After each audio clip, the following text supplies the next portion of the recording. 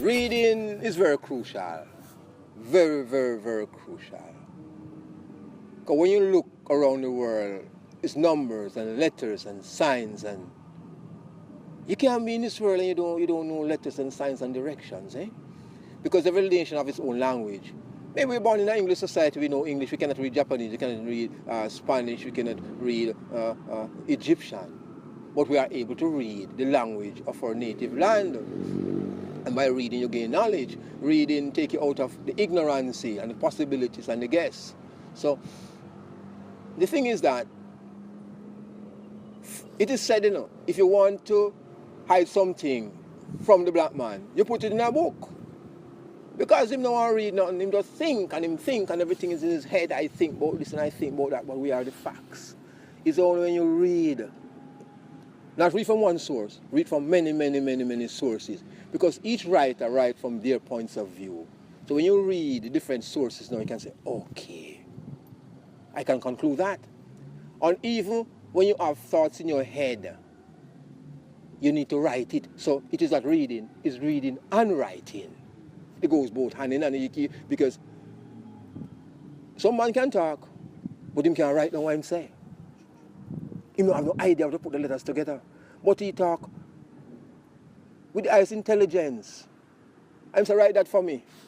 Him can't write it. And when you write it, you have to read it back to him because he can't read it. But his mind is so he didn't go to school, but he learned things on the street. But then for himself now, for his own benefit, he could practice on his own and learn to put his thoughts in writing. Because when you read now, you know the history of the world. You know about science and technology and knowledge, and people can't fool you anymore. Because why should we sit here and let other people dictate how we live and how we grow and our ancestry? So when we read, you can know, say, hey, Christopher Columbus is a damn blasted liar because what he did wasn't right. And we were here a long time before, and we were brought in a status on slave ship. And Haile Selassie come tell us, so if he couldn't read, how would we know the teaching of His Majesty? How would we know the divinity of His Majesty?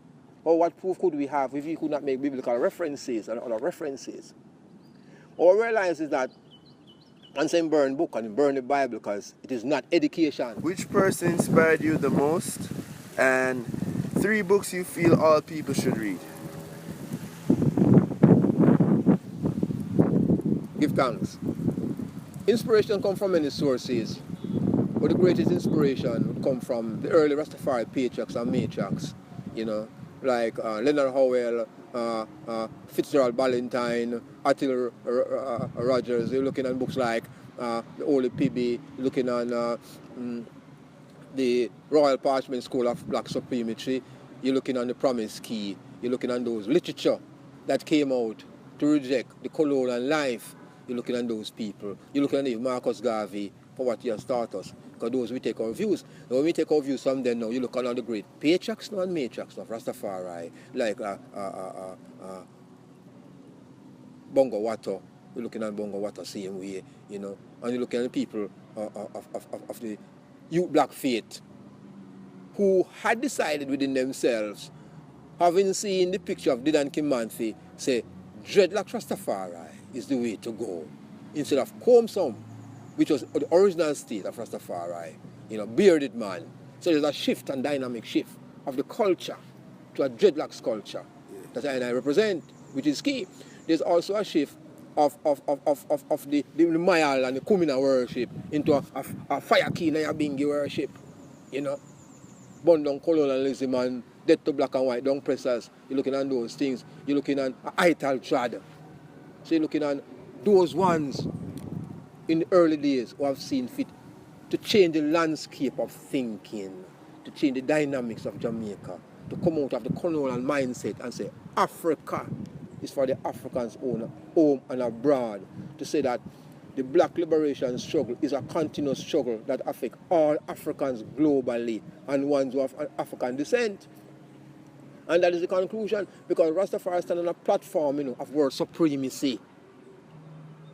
So, you look at even Bob Marley, through music and other ones who share the glory of Haile Selassie through music and through the Heights Gold and Green banner, or we could say, is our banner. You're looking at musicians on a whole who have lifted up the consciousness of Rastafari globally. So you have to give credit to all those pioneers. Even those who have repatriated to Ethiopia, you know, Mama Baby, Bongo Rocky, Congo Igos, Bongo Rupi, that is saying. So you're looking at all those people who have seen the vision of repatriation, not waiting on Britain, you know, who view repatriation in terms of migration then, who were brave enough to buy a ticket and go and never return. So those are inspiration.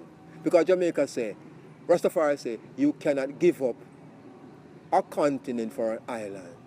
And that is the beauty of Rastafari. Africa is home, Africa is the motherland. No matter how we are here, we are in Africa same way, in mind, body and soul. So Jah, Rastafari.